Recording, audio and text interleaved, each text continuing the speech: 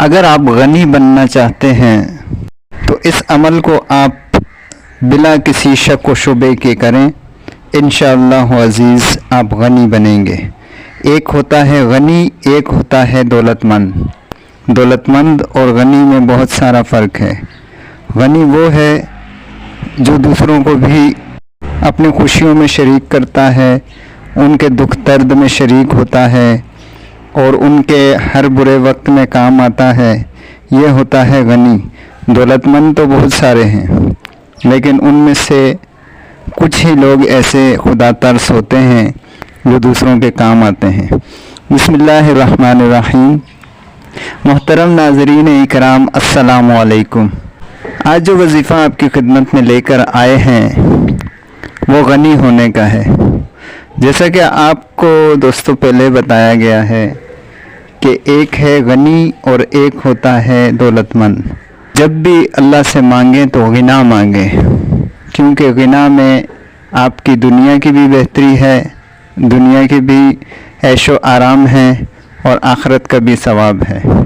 کیونکہ جب آپ غنی بنیں گے، اللہ آپ کو غنی بنائے گا تو آپ پھر دوسروں کے کام آئیں گے۔ دوسروں کے کام وہی آئے گا جس کے دل میں خدا کا خوف ہوگا۔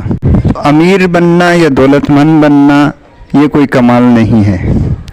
دولت آپ کو مل جائے گی، اگر اس دولت کو آپ نے اللہ کے راستے میں خرچ نہ کیا، کسی کے کام نہ آئے، کسی کے دکھ درد میں کام نہ آئے، تو وہ دولت آپ کی دنیا کی تو ہو سکتا ہے کہ عیش و آرام کا ذریعہ بن جائے، لیکن آخرت میں وبال کا ذریعہ بنے گی۔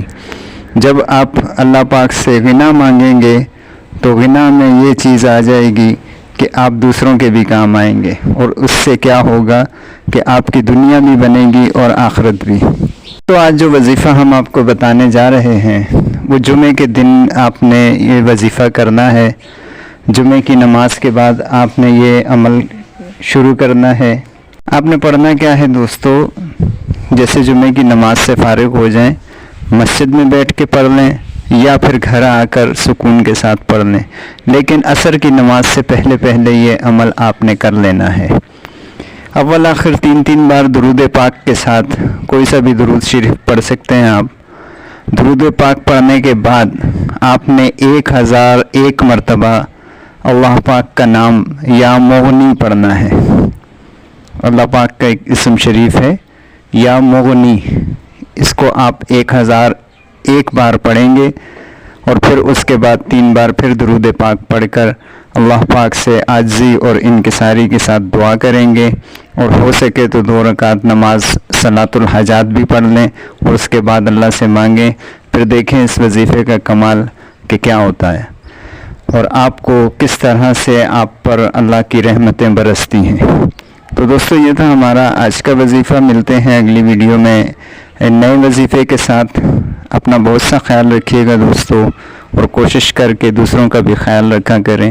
ہمیں دیجیے اجازت، اللہ حافظ۔